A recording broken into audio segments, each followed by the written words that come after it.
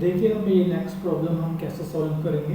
तो दोस्तों इस पर्टिकुलर क्वेश्चन में आपको साफ साफ दिया हुआ है कि आपको जो थर्ड टर्म दिया हुआ है वो आपको दिया हुआ है 4 और जो 9 टर्म है वो आपको दिया हुआ है -8 और वो आपसे पूछ रहा है ऐसी कौन सी टर्म होगी जिसका आंसर 0 होगा। तो ये 3 इन्फॉर्मेशन दी हुई है। अब इन तीनों इन्फॉर्मेशन को यूज़ करके हम चीज़ों को निकाल सकते हैं। ठीक है, तो यहाँ पे साफ पता लग रहा है कि आपको थर्ड टर्म 4 दिया हुआ है। इसका क्या मतलब है दोस्तों, थर्ड टर्म आपको 4 दिया हुआ है। जब थर्ड टर्म को हम सॉल्व करेंगे तो हमारे पास क्या आएगा, a + 2d = 4। ये आपकी इक्वेशन नंबर 1 बन जाती है। फिर उसके बाद यहाँ पे लिखा हुआ है जो आपकी 9th टर्म है वो -8 है। इसको सॉल्व करेंगे तो a + 8d आएगा -8। फिर आपके पास दो इक्वेशंस बन गई, इन दोनों को सॉल्व करके हम a और d की पोजीशन को पता लगाएंगे दोस्तों। तो a + 2d = 4 और a + 8d = -8, इन सबको हम सॉल्व करेंगे तो देखिए हमारे पास क्या आने वाला है दोस्तों। a से a की पोजीशन कट जाएगी, -6d आ जाएगा और क्योंकि ये माइनस वाला साइन पॉजिटिव हो चुका है, 8 और 4 कितना होता है, 12 होता है। तो d की पोजीशन यहाँ पे -2 आ गई। अब d आ गया है तो हम इक्वेशन 1 या 2 में डालेंगे तो वैल्यू निकाल सकते हैं। मैं इक्वेशन 1 में डालूंगा, आप 2 में भी डाल सकते हैं। ठीक है, तो on putting d in equation number 1, तो देखिए अब आपके पास क्या आने वाला है, a + 2d = 4 और d की पोजीशन कितनी दी हुई है दोस्तों, d की पोजीशन आपको -2 अपने निकाली है तो हम वो डाल देंगे जिससे कि हम a की वैल्यू को पता लगा पाएंगे। ठीक है, इस a को वहाँ लेके जाऊंगा, माइनस और माइनस प्लस हो जाते हैं तो a की वैल्यू आपके पास 8 आ गई और d आपके पास -2 आ गई दोस्तों। तो क्योंकि a की वैल्यू आपकी 8 आ गई है और d की वैल्यू -2 आ गया और आपको पूछ रहा है कि कौन सी टर्म है जिसका आंसर क्या है, 0। ठीक है, तो अकॉर्डिंग टू क्वेश्चन an = 0 है। हम यहाँ पे n टर्म का फॉर्मूला लगा देंगे, a + n - 1 × d = 0 और अब a की वैल्यू कितनी रही होगी दोस्तों, 8। n तो हमें पता नहीं है क्योंकि हमें निकालना है और d की वैल्यू है -2। अब इस पर्टिकुलर इक्वेशन को हम सॉल्व करेंगे, -2 को n से करेंगे मल्टीप्लाई तो -2n आने वाला है और -2 को 1 से करेंगे तो +2 आएगा दोस्तों। तो यहाँ पर आपका आ जाएगा -2n + 10 = 0 और -2n = -10, माइनस से माइनस कट हो जाएगा और n की वैल्यू कितनी आ जाएगी दोस्तों, 5। तो आपका क्या प्रॉब्लम था कि कौन सी टर्म होगी जिसका आंसर 0 होगा। तो हम दोस्तों यहाँ पर लिख सकते हैं आराम से, therefore fifth term of AP is 0। ठीक है, आई होप दोस्तों ये आंसर आपको समझ में आया होगा। चलो हम नेक्स्ट क्वेश्चन दोस्तों हम नेक्स्ट क्वेश्चन देखिएगा। हमारे पास सामने एक क्वेश्चन है कि 17 टर्म जो होगी ना 10 टर्म से 7 ज़्यादा होगी, तो बताओ कॉमन डिफरेंस क्या होगा। तो जब ऐसे क्वेश्चंस की प्रॉब्लम आती है दोस्तों तो ध्यान रखिएगा कि पूछ क्या रहा है, बड़े ध्यान से क्वेश्चन को पढ़िएगा। ठीक है, इस क्वेश्चन के अकॉर्डिंग कह रहा है जो आपकी 17 टर्म होगी वो 10th टर्म से कितनी ज़्यादा होगी, 7। क्योंकि साफ बोल रहा है एक्सीड का मतलब ज़्यादा होता है। अब हमें पता है कि 17 टर्म को nth टर्म से सॉल्व करेंगे तो हमारे पास क्या आने वाला है, a + 16d। 10 टर्म को सॉल्व करेंगे तो हमारे पास क्या आने वाला है, a + 9d + 7। ठीक है, तो लाइक और अनलाइक टर्म्स को एक तरफ हम कर देते हैं तो a + 16d - a - 9d = 7। ठीक है, इस a को वहाँ ले जाएंगे माइनस हो जाएगा, इस 9d को वहाँ ले जाएंगे तो भी वो माइनस हो जाएगा, तो माइनस और माइनस कट हो जाएगा दोस्तों। तो 16d में से अगर हम 9d को माइनस करेंगे तो हमारे पास आएगा 7d। 7d = 7 और d की वैल्यू हम निकाल सकते हैं 7/7 और कट करेंगे तो हमारे पास क्या आएगा दोस्तों, 1। तो इस प्रॉब्लम में हमने ये सीखा है कि जो कॉमन डिफरेंस है आपका वो कितना आ गया है, 1 आ गया। तो दोस्तों उम्मीद है आपको ये क्वेश्चन का सलूशन समझ में आया होगा। चलो हम नेक्स्ट क्वेश्चन पे मूव करते हैं। तो दोस्तों इस पर्टिकुलर प्रॉब्लम को अब हम देखते हैं। अब ये क्या कह रहा है कि कौन सी टर्म होगी एपी में, एपी आपको ये सीक्वेंस आपको ये वाला दिया हुआ है। ठीक है, will be 132 more than it's 54th term. कौन सी टर्म पता नहीं है टर्म, कौन सी टर्म होगी जो उसके 54th टर्म से 132 ज़्यादा होगी। ठीक है दोस्तों, अब क्योंकि आपको एक सीक्वेंस दिया हुआ है तो यहाँ से हम ए और डी की पोजीशन निकाल सकते हैं। ए 3 होगा, डी कैसे निकालेंगे, सेकंड टर्म में से फर्स्ट टर्म को माइनस करेंगे जो कि 12 आएगा। ए और डी की हमारे पास पोजीशन आ गई है दोस्तों। यहाँ पर एन टर्म का हम फॉर्मूला लगा सकते हैं, A plus N minus 1 into D, और 54 टर्म हमारी सॉल्व करेंगे तो क्या आएगा 53d इक्वल्स प्लस 132। अब हमारे पास ए और डी पता है, हम इसकी वैल्यू को प्लेस कर सकते हैं। ए की जगह पे हम 3 रखेंगे, एन दोस्तों हमें पता नहीं है, डी की वैल्यू हम 12 रखेंगे। ए पे हम 3 रखते हैं, डी पे हम 12 रखेंगे दोस्तों, और हम इसको सॉल्व करेंगे। ठीक है, तो देखते हैं इसको सॉल्व करके क्या आएगा। 12 को इनसे मल्टीप्लाई करेंगे, 12 माइनस 12, और यहाँ पर आएगा 3 प्लस, अब हम यहाँ पे 53 को मल्टीप्लाई करना होगा 12 से दोस्तों, तो 6, और यहाँ पर आ जाएगा 10, और इसी तरह से यहाँ पे 3 और यहाँ पे 5। जब हम इसको सॉल्व करेंगे तो ये आएगा 636 और प्लस 132, तो आपको नजर ही आ रहा है। तो दोस्तों इसमें एक काम करते हैं, सारे कांस्टेंट टर्म्स को उस तरफ हम ले जाते हैं ताकि हमारे लिए थोड़ा आसान हो जाए। ठीक है, तो 12n को हम यहीं पे रखने वाले हैं, इस -12 और इस 3 को भी उस तरफ लेके चले जाएंगे, तो 3 प्लस 336 प्लस 132 प्लस 12 माइनस 3 हो जाएगा। ये और ये तो कैंसिल आउट हो जाएगा दोस्तों। अब हम ये पता लगा लेते हैं कि हमारे पास क्या आने वाला है।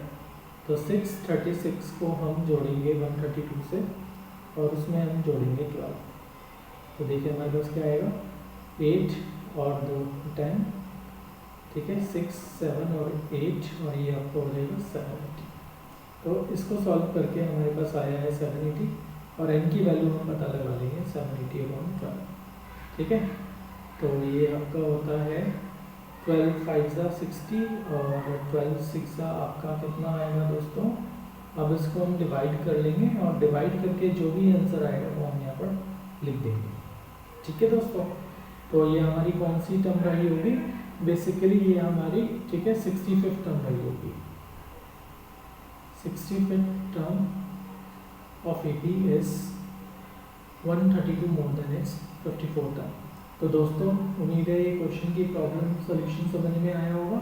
अब हम नेक्स्ट दोस्तों, अब हमारे पास नेक्स्ट प्रॉब्लम आई है, देखते हैं। एक्सरसाइज 5.2 का क्वेश्चन नंबर 13 है, how many 3 digit numbers are divisible by 7। तो दोस्तों आपको पता होना चाहिए 3 डिजिट नंबर हमारा 100 से शुरू होके कहाँ तक जाता है, 999 तक जाएगा। ठीक है, तो इसमें हमें सबसे पहले पता लगाना होगा ऐसा 100 के बाद ऐसा कौन सा नंबर है जो 7 से डिवाइड होता हो। तो आप 100 से शुरू कीजिए, 101 नहीं होएगा, 102 से भी नहीं 7 डिवाइड होगा, और पर 105 से ये डिवाइड हो जाएगा। ठीक है, अब इसका दूसरा नंबर ऐसा कौन सा होगा जो आपका सक्सेसिव नंबर होगा जो 7 से डिवाइड होता है। ऐसे ही आप आखिरी पता लगा सकते हैं। 999 से करेंगे तो वो नहीं होगा 7 से डिवाइड, 998 से करेंगे तो भी नहीं होगा, 997 से करेंगे वो भी नहीं होगा, पर 996 से हम करेंगे डिवाइड तो भी वो नहीं होगा, और आखिरी जो नंबर होगा जो डिविजिबल होगा उससे आई थिंक 994 हम डिवाइड कर सकते हैं। इसको हम चेक करके देख लेते हैं दोस्तों कि ये 7 से डिवाइड हो भी रहा है या नहीं हो रहा। ठीक है, 2 और 9 7 4 28 1 4 2 14। ठीक है, तो क्लियरली पता लग रहा है कि आखिरी जो नंबर होगा वो जो कौन सा डिवाइड होगा 994। ठीक है, अब क्वेश्चन आपसे ये पूछ रहा है दोस्तों, हाउ मेनी 3 डिजिट नंबर्स, ऐसे कितने नंबर्स हैं जो 7 से डिवाइड होते होंगे, जो 3 डिजिट नंबर होने चाहिए। ठीक है, क्योंकि अभी आपका सीक्वेंस बन चुका है, ए आपको पता है 105 होगा, और डी निकालने के लिए हम सेकंड टर्म में से फर्स्ट टर्म को माइनस करेंगे, जो कि 112 में 105 को माइनस करते हैं तो हमारे पास क्या निकल के आता है दोस्तों, ये आपके पास आता है 7 आता है। ए 105 आ गया, डी आपका 7 आ गया, और आपको लास्ट टर्म दिया हुआ है 994। तो आपको इनकी पोजीशन पता लगानी है, हमारे पास ऐसे कितने टर्म्स होंगे। ठीक है, तो यहाँ पर हम एन टर्म का फॉर्मूला लगा सकते हैं, A plus N minus 1 into D. तो दोस्तों यहाँ पे आप ध्यान से देखिएगा, ठीक है। तो ये क्या होता है आपका नंबर, ठीक है। n-1 इंटू डी हमने nth टर्म का फॉर्मूला लगाया और यहाँ पे 994 लिख दिया। अब एक ही पोजीशन आपको पता है 105 है, n की वैल्यू आपको नहीं पता और d की वैल्यू पर आपको पता है। तो जब हम इस इक्वेशंस को सॉल्व करेंगे तो देखिए हमारे पास क्या आता है, ठीक है। 105 plus 7n minus 7 is equal to 994, ठीक है। आप इसमें n वाली नंबर्स को एक तरफ रख के बाकी नंबर्स को उस तरफ आप ले जाइए। 99 माइनस 7 है तो वो जाके वहाँ पे प्लस हो जाएगा और 105 प्लस है तो वहाँ जाके वो माइनस हो जाने वाला है। तो 7n हमारे पास क्या आ जाएगा, हम इसको सॉल्व करके देख लेते हैं दोस्तों, ठीक है। तो यहाँ पर आने वाला है हमारे पास 7n इज इक्वल टू, ठीक है, 994 प्लस 7 माइनस 105, ठीक है। तो अब इसमें देखते हैं कि हमारे पास क्या आने वाला है। 994 में जब 7 हम 0 जोड़ेंगे तो 1111 आ जाएगा, 1001 और उसमें हमें 105 को माइनस करना है दोस्तों। तो 11 में से 5 जाएंगे 6, यहाँ पर आपका 9 बचता है, फिर यहाँ पर भी 9 बचता है, 9 में से जाएगा आपका दोस्तों यहाँ पे 8 आएगा, ठीक है। तो यहाँ पर हमारे पास कौन सा नंबर आ जाने वाला है, 896। अभी देखना है क्या ये 7 से डिवाइड होता है 896। तो जब 896 को हम 7 से डिवाइड करते हैं तो देखिए हमारे पास क्या आने वाला है, 2 ज़ा 14 और यहाँ पर 5 बचते हैं, 7 8 ज़ा होता है आपका 128। तो दोस्तों क्लियरली पता लग रहा है 128 नंबर्स ऐसे होंगे जो 3 डिजिट नंबर होंगे जो कि 7 से डिवाइड होंगे। आई होप इसका सोल्यूशन आपको समझ में आया होगा दोस्तों। Moving to the next part, देखिए अब क्या होगा दोस्तों। नेक्स्ट क्वेश्चन एक्सरसाइज 5.2 का क्वेश्चन नंबर 14 होगा, तो उस पर थोड़ा नजर करते हैं हम लोग। अब इस पर्टिकुलर क्वेश्चन में साफ लिखा हुआ है, how many multiple of 4 lies between 10 and 250। तो दोस्तों 10 के बाद ऐसा कौन सा नंबर होता है जो 4 का मल्टीपल होता है, 11 तो नहीं होता, और पहला नंबर हमारे पास आ गया 12 जो कि 4 का मल्टीपल होता है। उसके नेक्स्ट ना तो 13 होता, ना 14, ना 15, ना नेक्स्ट नंबर कौन सा निकल के आएगा 16। और इसी तरह से अगर हम लास्ट टर्म से देख लें, क्या 244 का मल्टीपल होगा, नहीं। 249 क्या होगा, नहीं। तो आखिरी नंबर जो हमारा निकल के आता है वो दोस्तों कौन सा निकल के आता है, 248। तो हमने एक सीक्वेंस बना लिया है। अब आपसे पूछा गया है कितने नंबर्स, ठीक है, कितने मल्टीपल्स होंगे 10 और 250 के बीच में, तो वो आपसे n की पोजीशन पूछ रहा है दोस्तों। तो यहाँ पर क्योंकि एक सीक्वेंस बन चुका है तो a हमारा यहाँ पर 12 हो जाएगा और d की वैल्यू निकालने के लिए हम सेकंड टर्म में से फर्स्ट टर्म को माइनस करेंगे जो कि 4 होता है। और अब यहाँ पर आपको लास्ट टर्म दी हुई है 248 दोस्तों, ठीक है। तो यहाँ पर हम n टर्म का फॉर्मूला लगा देंगे, a plus n minus 1 into D, और जो कि हमारे पास आता है a की वैल्यू है 12, n हमको नहीं दिया हुआ, उसकी पोजीशन निकालनी है, d आपको 4 दिया हुआ है, ठीक है। तो ये आपका 248 हो जाने वाला है। तो देखिए दोस्तों इसको हम सॉल्व करेंगे, ठीक है। 4 को हम n से मल्टीप्लाई करेंगे तो आपका 4n होगा, 4 को 1 से करेंगे तो 4 आएगा और यहाँ पर 248 आ जाएगा। फिर से वही काम आपको करना है दोस्तों कि सारे n को एक तरफ रख के बाकी नंबर्स को हम एक तरफ ले जाएंगे, तो ये आ जाएगा 248, ठीक है। इस 12 को वहाँ लेके जाएंगे तो -12 और इस -4 को वहाँ लेके जाएंगे तो +4 हो जाने वाला है। तो 4n इज इक्वल टू 248 में 4 को जोड़ेंगे जो कि 252 होता है दोस्तों, और 252 में हम 12 को माइनस करेंगे जो कि आपका होता है 240 दोस्तों। तो n की वैल्यू हम पता लगाने के लिए क्या करने वाले हैं, हम 4 से डिवाइड करने वाले हैं, तो n इज इक्वल टू 60 आ जाने वाले हैं। तो आपने ये पता लगा लिया दोस्तों कितने नंबर्स होंगे जो कि 4, 10 और 250 के बीच में मल्टीपल होंगे। 60 ऐसे नंबर होंगे जो कि 4 का मल्टीपल होते हैं। आई होप दोस्तों ये क्वेश्चन का प्रॉब्लम समझ में आया होगा। अब हम मूव करते हैं अपने नेक्स्ट प्रॉब्लम। तो दोस्तों इस नेक्स्ट प्रॉब्लम में आप देख सकते हैं कि क्वेश्चन क्या कह रहा है आपसे, ठीक है। एक्सरसाइज 5.2 का क्वेश्चन नंबर 15 है, for what values of n the nth term of 80 are equal. आपको दो सीक्वेंस दिए हुए हैं, ठीक है। ये एक सीक्वेंस है और ये दूसरा सीक्वेंस है जिसमें आपको बोला हुआ है इसकी n टर्म इक्वल है, तो n की वैल्यू बताइए कि क्या रही होगी, ठीक है। तो बहुत इजी है कि पहला सीक्वेंस आपको दिया हुआ है ये आपको पहला सीक्वेंस दिया हुआ है AP1 63 65 67 और इस सीक्वेंस से हम ए और डी की पोजीशन पता लगा सकते हैं। ए यहाँ पर आपका 63 होगा, डी आपका 2 होगा। और दूसरा सीक्वेंस आपको दिया हुआ है 3 10 17। यहाँ से भी हम ए और डी की पोजीशन पता लगा सकते हैं। ए आपका 3 रहा होगा और डी की वैल्यू निकाल सकते हैं। सेकंड टर्म में से फर्स्ट टर्म को माइनस करेंगे तो 7 निकल के आएगा। ठीक है, अब क्वेश्चन ये कह रहा है पहले से ही कि उनकी दोनों की एनाटॉम इक्वल है भाई। ठीक है, तो हम क्या करेंगे, फर्स्ट टर्म, ठीक है, ये आपका फर्स्ट एपी है is equal to second AP की जो एनाटॉम है वो दोनों की दोनों इक्वल है। ठीक है, तो इन दोनों में हम एनाटॉम का फॉर्मूला प्लेस करेंगे और ए और डी की पोजीशन की वैल्यूज हम प्लेस करेंगे। तो देखिए हम इसको कैसे करेंगे। एनाटॉम होता है a plus N minus 1 into D और यहाँ पर भी हम करेंगे a प्लस, ठीक है, n की जगह पे यहाँ पे हम कुछ और वैल्यूज पुट कर देते हैं। चलो n ही हम लिख देते हैं, कोई प्रॉब्लम नहीं है। ठीक है, यहाँ पर a की वैल्यू है 63, n तो n ही रहने वाला है, d की वैल्यू आपकी 2 है। यहाँ पर a की वैल्यू है 3 और n तो n ही रहने वाला है, d की वैल्यू है 7।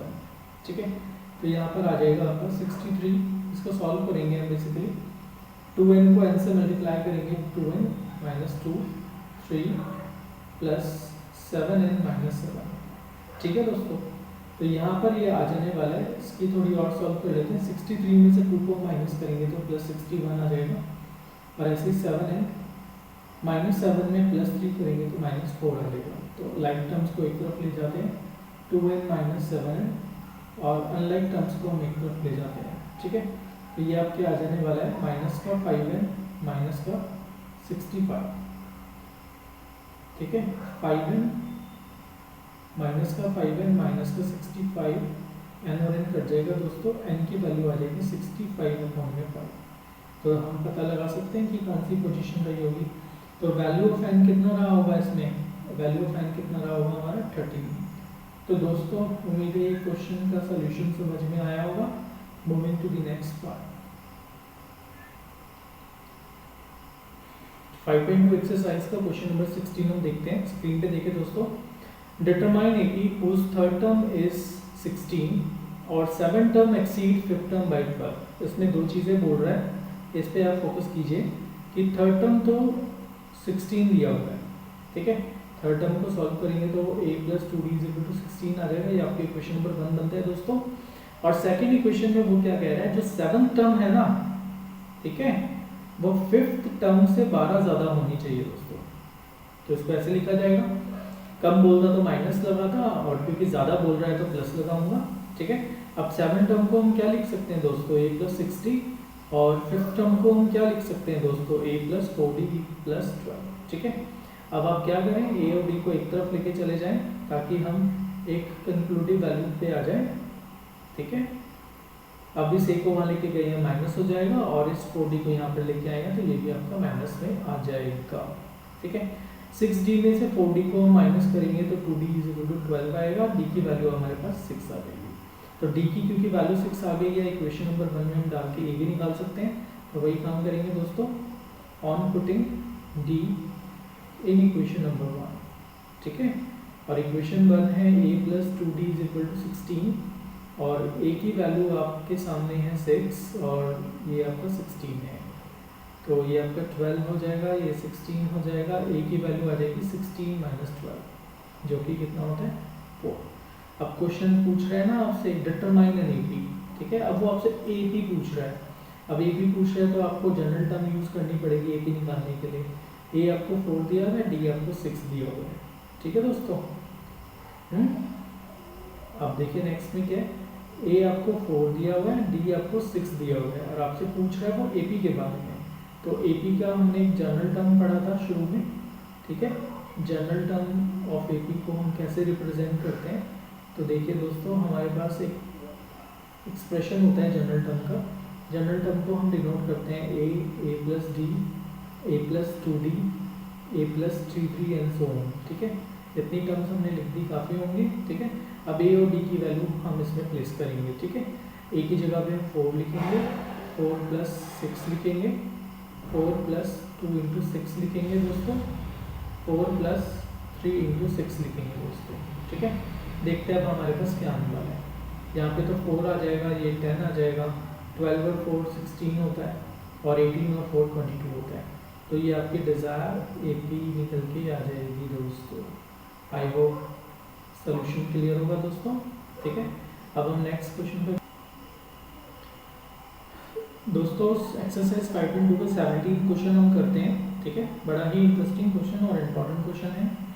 आपको 20th टर्म निकालना है लास्ट से, ना कि बिगनिंग से। ठीक है, तो हमने एक फॉर्मूला डिस्कस करा था कि लास्ट टर्म से कभी भी आपको अगर AP निकालना है लास्ट टर्म से, तो हम क्या फॉर्मूला यूज़ करेंगे, L minus N minus 1 into D. ठीक है, अगर आपको ध्यान होगा तो, नहीं ध्यान है तो दोबारा से हम इसको रिकैप कर लेते हैं और इसको पढ़ लेते हैं। इस AP में आपको लास्ट टर्म तो दिया ही हुआ है, 253 है। ठीक है, फर्स्ट टर्म आपका 3 रहेगा, और D निकालने के लिए आप क्या करोगे, सेकेंड टर्म में से फर्स्ट टर्म को माइनस करेंगे, और जो कि आपका होता है 8 माइनस 3, जो कि क्या निकल के आता है 5। तो दोस्तों देखिए, A आपके सामने है, L आपके सामने है, D आपके सामने है। अब सीधा हम, ठीक है, 20th टर्म निकालनी है तो 820 का फॉर्मूला हम यूज़ करेंगे, L minus N minus 1 into D. L हमारे पास है 253, N आपके पास है 20, और D आपके पास है 5। ठीक है, तो यहाँ पर आ जाएगा 253, ये होगा आपका 19 इंटू 5।